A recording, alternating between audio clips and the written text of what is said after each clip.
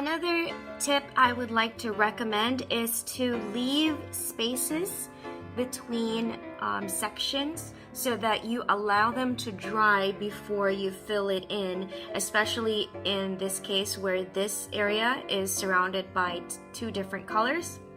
Same with this, and then we have also left this portion unpainted.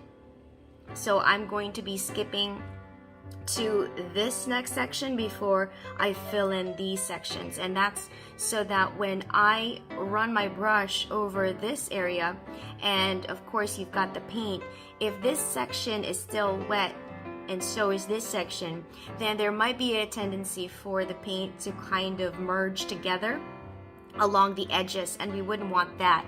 So to keep your colors as intact as possible, allow those areas to dry before you fill them in. In this case, this area is now ready to be filled in as these sections have dried already.